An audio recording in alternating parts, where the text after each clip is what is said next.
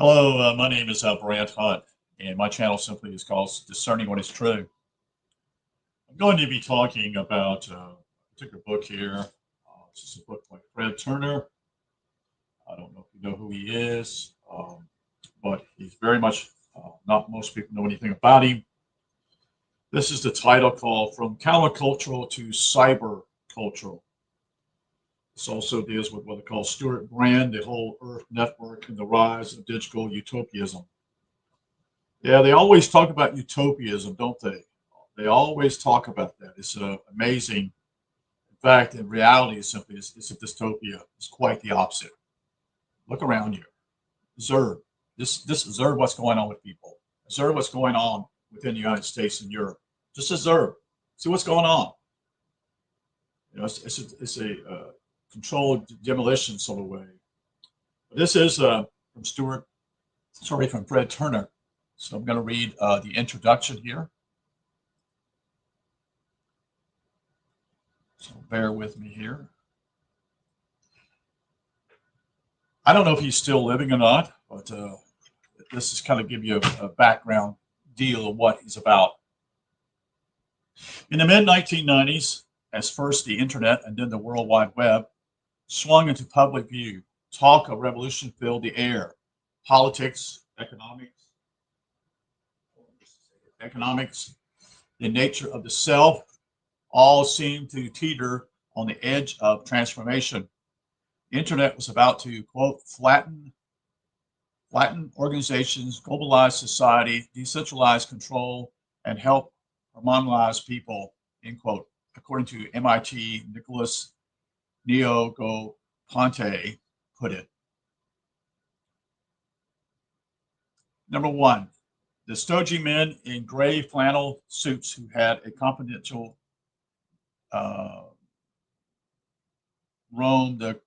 confidentially roam the corridors of industry would abort shortly disappear, and so too would the chains of command on which their authority depended on.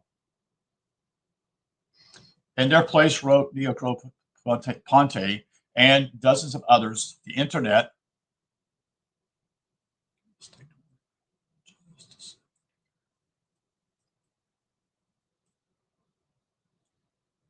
trying to get this thing to where I can see it better. And so too the claims of command on which their authority depended. In their place, wrote Neoponte and dozens of others, the internet would bring about the rise of a new, quote, digital generation, end quote, playful, self-sufficient, and psychologically whole.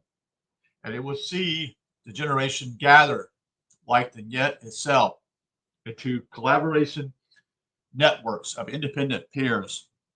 Part two, states too would melt away, their citizens lured back from archaic party-based politics to the, quote, natural, end quote, agora of the digitalized marketplace. From the individual self, so long trapped in the human body, would finally be free to step outside its fleshly confines, explore its authentic interests, and find others with whom it might achieve communion. Ubiquitously networked computing had arrived, and its shining array of interlinked devices, pundits, scholars, and investors alike saw the image of an ideal society, decentralized, egalitarian, harmonious, and free. Do you see that, folks, today?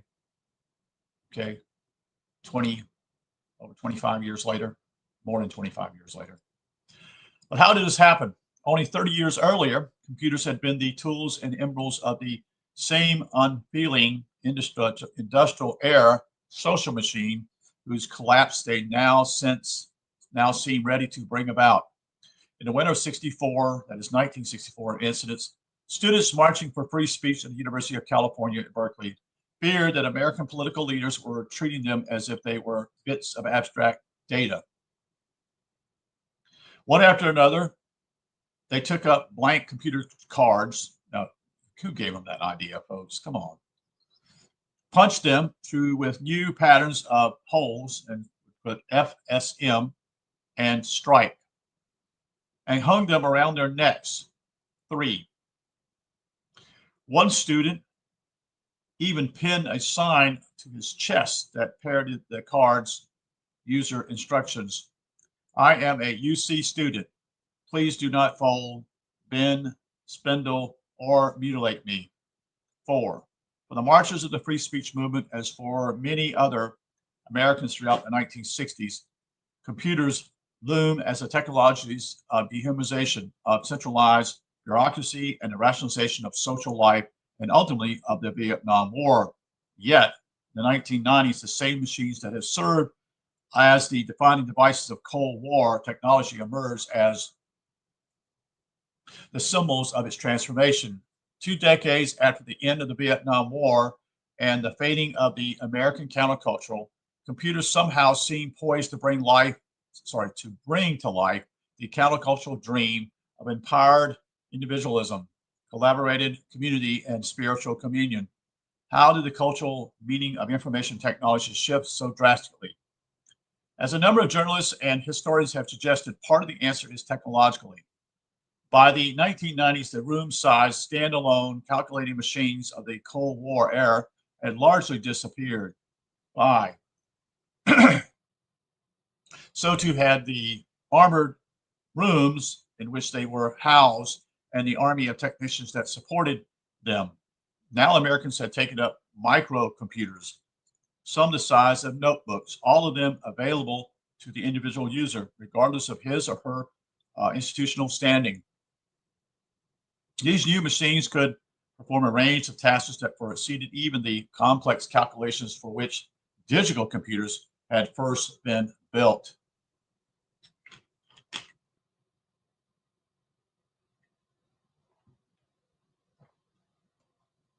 They became communication devices and were used to prepare novels, spreadsheets, pictures, and graphs linked over telephone wires and fiber optic cables. They allowed their users to send messages to one another, to download reams of information from libraries around the world, and to publish their own thoughts on the World Wide Web. In all of these ways, changes in computer technology expanded the range of uses to which computers could be put, and the type of social relations they were able to facilitate. As dramatic as they were, however, these changes alone do not account for the particular utopian visions to which computers became attached. The fact that a computer can be put on a desktop, for instance, and that it can be used by an individual does not make it a quote personal quote technology, nor does the fact that individuals can come together by means of computer networks necessity requiring that their gatherings become virtual communicate in premises. Quote. On the contrary, Shaman Zuboff, Zuboff, has pointed out, in the office, desktop computers and computer networks can become powerful tools for integrating the individual ever more closely into the corporation. 6. At home, those same machines not only allow school children to download citations from the public library, they also turn the living room into a digital shopping mall. For retailers, the computer in the home becomes an opportunity to harvest all sorts of information about potential customers. For all the utopian claims surrounding that emergency of the internet, there is nothing about a computer or a computer network, and this necessarily requires that it is a level organization. Structures render the individual more psychologically whole, or drive the establishment of intimate through geographically distributed communities. How was it then that computers and computer networks became linked to visions of peer-to-peer advocacy, a level marketplace, and a more authentic self? Where did these visitors come from? And who enlisted computer machines to represent them? To answer these questions, this book traces the previous untold history of an extraordinary influential group of San Francisco Bay Area journalists and entrepreneurs. Stuart Brand and the Whole Earth Network between the late 1960s and the late 1990s. Brand is simply a network of people and publications that together brokered a series of encounters between Bohemian San Francisco and the emerging technology hub of Silicon Valley to the south. In 1968, Brand brought members of the two worlds together in the pages of one of the defining documents of the era. Quote, the Whole Earth Catalog. In 1985, he gathered them again on what would become perhaps the most influential computer conferencing system of the decade, the Whole Earth, quote, electronic link, or the WELL, W-E-L-L. Throughout the late 1980s and early 1990s, Brand and other members of the network, including Kevin Kelly, Howard Rheingold, Esther Dyson, and John Perry Barlow, became some of the most quoted spokespersons or spokespeople for a counterculture vision of the internet. In 1993, all would help create the magazine that more than any other repeated the emerging digital world in revolutionary terms, Wired. By recounting their history, this book reveals and helps to explain a complex intertwining, of two legacies, that of the military-industrial research culture, which first appeared during World War II, and the flourishing across the Cold War era, and that of the American counterculture. Since the 1960s, scholarly and popular accounts alike have described the counterculture in terms first expressed by its members, that is, as a cultural antithetical to the technological and social structure powering the Cold War state and its defense industries. In this view, the 1940s and 50s are often seen as a gray time shaped by rigid social norms, hierarchy, institutions, and the constant demand of American nuclear face-off with the Soviet Union. The 1960s seemed to explode onto the scene in a technicolor swirl of personal exploration, political protests, much of it aimed at bringing down the Cold War military-industrial bureaucracy. Those who accept the version of events tend to account for the persistence of the military-industrial complex today, and for the continuing growth of corporate capitalism and consumer culture as well, by arguing that the antithetical revolutionary ideas of the generation of 1968 were somehow co-opted by the forces they oppose. There is some truth to the story, yet as it has hardened into a legend, this version of the past has obscured the fact that same military-industrial research world that brought forth nuclear weapons and computers also gave rise to the freewheeling, interdisciplinary, and highly entrepreneurial style of work. In the research laboratories of World War II and later in the massive military engineering projects of the Cold War, scientists, soldiers, technicians, and administrators broke down the invisible walls of bureaucracy and collaborated as never before. As they did, they embraced both computers and a new cybernetic rhetoric of systems and information. They began to imagine institutions as living organisms, social networks as webs of information, and the gathering and interpreting of information as keys to understanding not only the technical but also the natural and social worlds. By the late 1960s, so too did substantial elements of the counterculture between 1967 and 1970. For instance, tens of thousands of young people set out to establish communities or communes, many in the mountains and in the woods. It was for them that Brand first published the, quote, Whole Earth Catalog. These back to the landers, that is, in other words, going back to the land, and for many others who never actually established new communities, traditional political mechanisms for creating social change had come up bankrupt. Even as their peers organized political parties and marched against the Vietnam War, this group, whom I will call the, quote, new communitarians,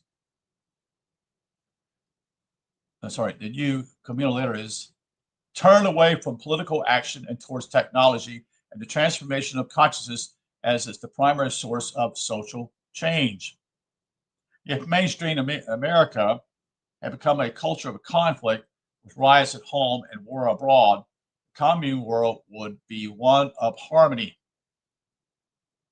If the American state deployed massive weapons systems in order to destroy faraway peoples, the new communities would deploy small-scale technologies ranging from axes and hoes to amplifiers, strobe lights, slide projectors, and LSD to bring people together and allow them to experience their common humanity. Finally, if the bureaucracy of industry and government demanded that men and women become psychologically fragmented specialists, the technological-induced experience of togetherness would would allow them to become more self-sufficient and whole once again. For the wing of the counterculture, the technological and intellectual output of American research culture held enormous appeal. Although they rejected the military-industrial complex as a whole, as well as the political process that brought it into being, hippies from Manhattan to Haight-Ashbury read Norman Weiner, Buckminster Fuller, and Marshall McLuhan. Through their writings, young Americans encountered a cybernetic vision of the world, one in which material reality could be imagined as an information society versus system, to a generation that had grown up in a world beset by massive armies and by the threat of nuclear holocaust. The cybernetic notion of the globe as a single interlinked pattern of information was deeply comforting. In the invisible play of information, many thought they could see the possibility of global harmony. To Stuart Brand and later to the other members of the Whole Earth group, cybernetics also presented a set of social and rhetoric resources for entrepreneurship. In the early 1960s, not long after graduating from Stanford University, Brand found his way into the bohemian art worlds of San Francisco and New York. Like many of the artists around him at the time, and like Norman Weiner, which I'll see if I can tell you something here. I think I got something here of his.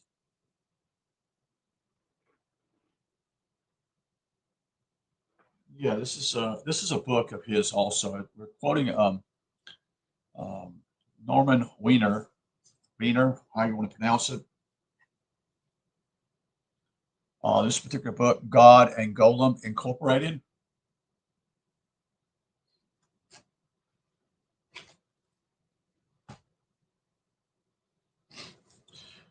Through their writings, young Americans encounter a cybernetic vision of the world, one in which material reality could be imagined as an information system.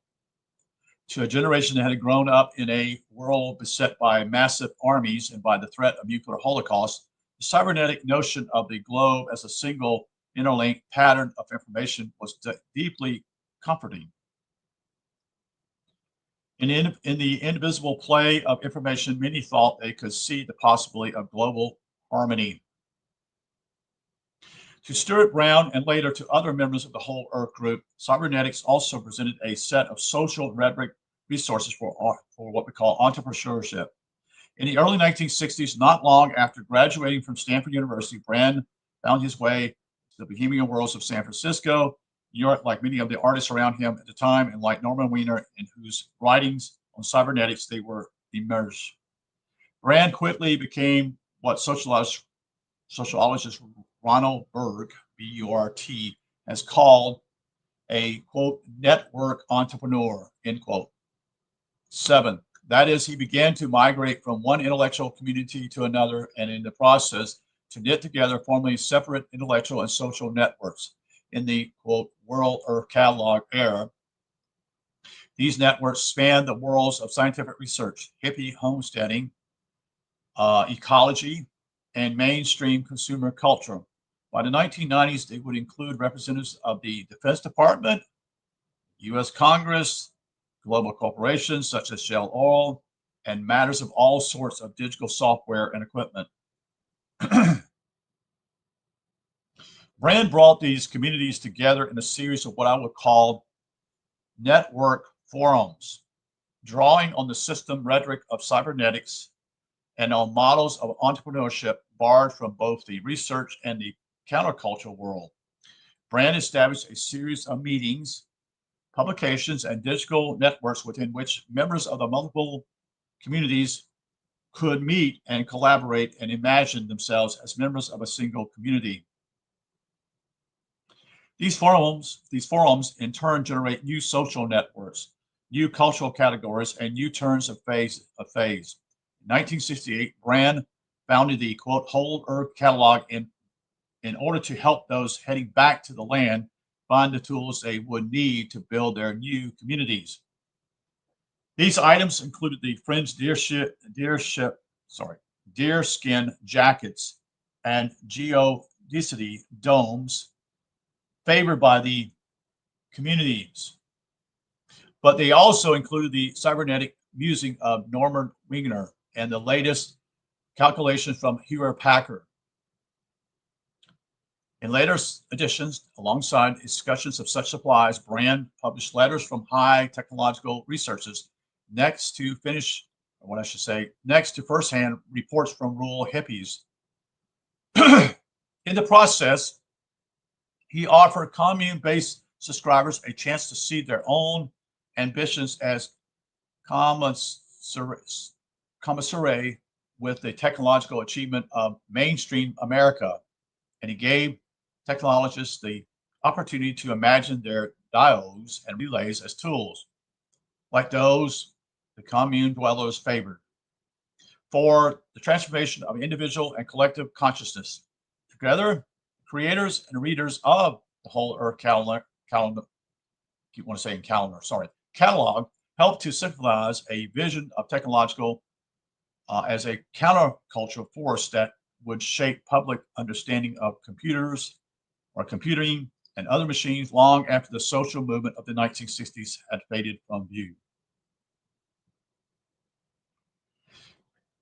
In 1980 and 1990, as computers became even smaller and more interconnected, and as corporations began to employ increasingly flexible modes of production, Brand and his colleagues repeated the process at the quote WELL, W-E-L-L, in the Global Business Network through Wired, and a series of meetings and organizations associated with all three. In each case, a network entrepreneur, often Brand himself, gathered members of multiple communities within a single material or textual space. The members of these networks collaborated on the various projects at hand and developed a shared language for their work. Out of their language emerged shared understandings of the potential social impact of computing, of information and information technologies, as metaphors for social process, and of the nature of work in a network economic order. Often enough, the systems on which network members appeared became models as their own right of these new understandings. Even when they did not, members often took the insights they had gleaned back into their social and professional worlds. In this way, ideas from within, in these ways, ideas born within Whole Earth derived network forms became key frames through which both public and professional technologists sought to comprehend the potential social impact of information and information technologies.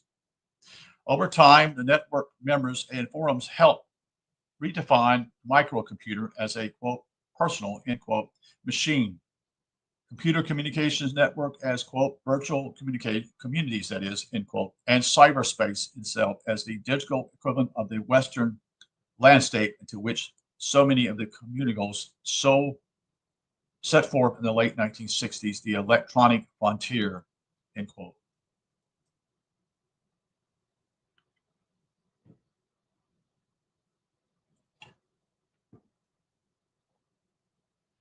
At the same time, and by means of the same social processes, members of the Whole Earth Network made themselves visible and credible spokesmen for the so-called technical visions that they had helped create.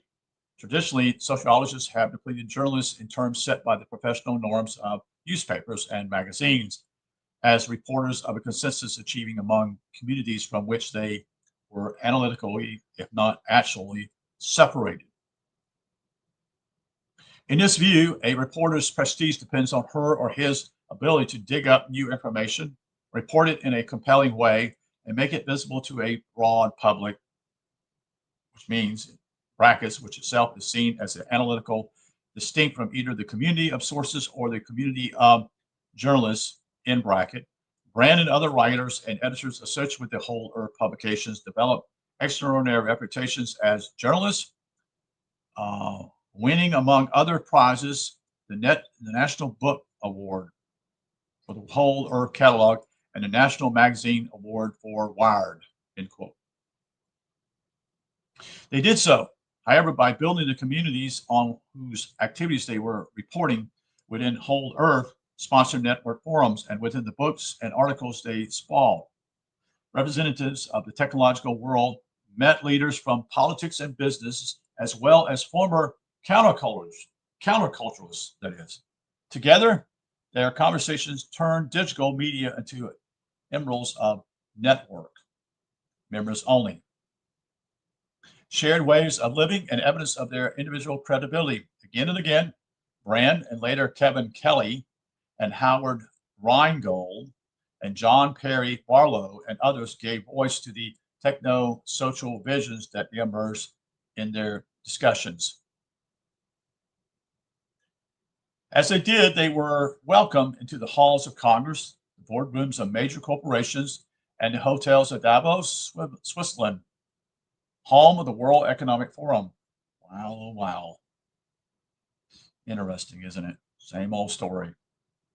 By the mid-1990s, throughout much of the mainstream press and in business and government as well, the network entrepreneurship of the Whole Earth Group and its self-evident financial and social success had become evidence for a transformative power of what many had begun to call the, quote, new economy, end quote, according to a raft of politicians and pundits. The rapid integration of computer and techno communications technologies into international economic life, coupled with dramatic rounds of corporate layoffs and restructuring, had given rise to a new economy era. Individuals could now no longer count on the support of their employers. They would instead have to become entrepreneurs, moving flexibly from place to place, sliding in and out of the collaborated terms or teams, I should say, building their knowledge base and skill set in a process of constant self-education.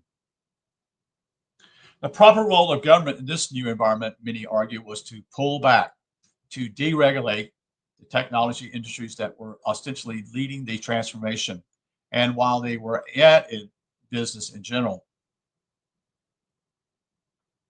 Proponents of this view included telecommunications executives, high-tech stock analysis, and right-wing politicians. Kevin Kelly, a former editor of the quarterly Whole Earth Review, which had grown out of the original catalog, helped to bring them all to the pages of Wired. As the magazine executive editor, he argued that the world was a series of interlocking information systems, all of which were working to corrode the bureaucracies of the industrial era. To Kelly and the other creatures of Wired, the suddenly public internet appeared to be bold, the infrastructure, and the symbol of the new economic era. And if it was, they suggested, then those who built their lives around the net and those who sought to just deregulate the newly networked marketplace might in fact be harbingers of a cultural revolution. In the pages of Wire, at least this new elite featured the citizens of the the members of the Global Business Network, and the founders of the Electronic Frontier Foundation, all groups well woven into the fabric of the Whole Earth community, as well as Microsoft's Bill Gates, libertarian pundits such as George Gilder, and on the cover of one issue, conservative Republican Congressman Newt Gingrich. I've got a book by Newt Gingrich. He's another one of those. We won't go there right now. To those who think of the 1960s primarily as a break with the decade that went before, coming together of former counterculturalists, Corporate executives and right-wing politicians and pundits may appear impossibly contradictory. But as the history of the whole Earth network suggested, it isn't. As they turn away from agnostic politics and towards technology and consciousness and entrepreneurship as the principle of a new society, the commanders of the 1960s developed a utopian vision that was in many ways quite congenial to the insurgent Republicans of the 1990s. Although Newt Gingrich and those around him described the hedonism of the 1960 counterculture, they shared its widespread affection for empowering technological enabled elites, for building new business, and for rejecting traditional forms of governments. And as they now rose to power, more than a few right-wing politicians and executives long to share the hip credibility of people like Stuart Brand. The book then does not tell the story of countercultural movement whose ideas and practices were appropriated by the forces of capital, technology, or the state. Rather, it demonstrates that the new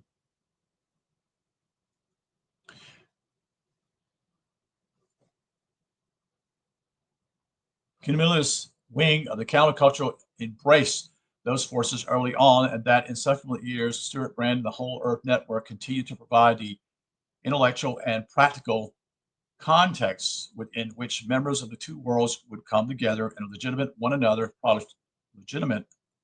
projects. At the same time, however, this book is not a biography of Stuart Brand. Brand certainly deserves a biography, and one would no doubt be written in the years to come. But this book makes relatively little effort to understand Brand's personal history, except insofar as it eliminates his role in reshaping the politics of information. Brand had a substantial influence in whole other areas, especially ecology and architectural designs, as well as a fascinating personal life, but these will have to wait for other chronicles. My aim here is to make visible Brand's impact and that of the networks he helped build on our understanding of computing and impossible relations to social life.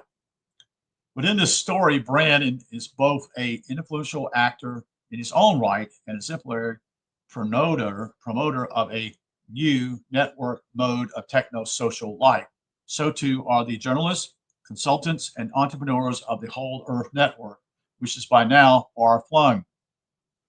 My challenge in writing this book has been to keep in view simultaneously Brand's unique individual talents, networking tactics he employed, and the increasing influence of the networks he helped build. For that reason, I began with an overview of the broad transformation in popular perception of computing that had occurred over the past 40 years. A reminder of the forgotten affiliates between Cold War research culture and the counterculture of the new communities. I didn't turn to following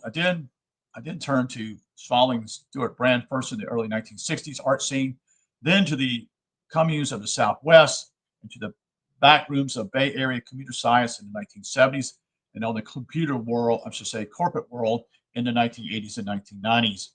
Along the way, I paused to examine in some detail the networks and network forums that Brand had built. As these explorations suggest, Brand's influence on popular understanding of technology had depended not only on his considerable talent for spotting the forward edges of social and technological change, but also on the richness and complexities of the networks he had assembled. I conclude by arguing that Brand's entrepreneurial tactics and the now widespread associates of computers and computer mediated communications with the equalitarian social ideas of the counterculture have become important features of an increasingly networked mode of living, working, and deploying social and cultural power. Although it is tempting to think of that mode as a product of a revolution in computer technology, I argue that the revolution it represents began long before the public appearance on the internet or even the widespread distribution of computers. It began in the wake of World War II as the cybernetic discourse and collaborative work styles of Cold War military research came together with the communitarian social vision of the counterculture.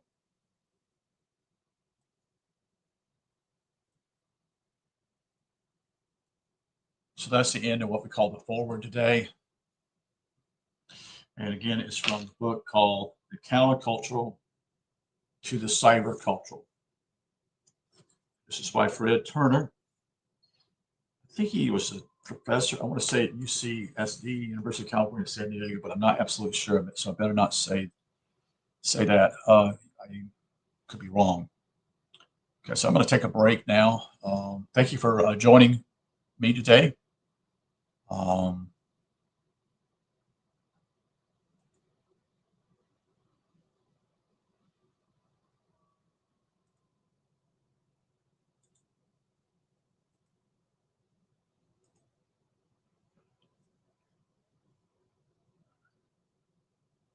So thank you again for listening. I'm going to take a break here, a little longer than I thought it was going to be with the forward. All right, or introduction, I should say. All right, we'll talk to you later. Again, my channel simply Discerning What Is True. Have a good day.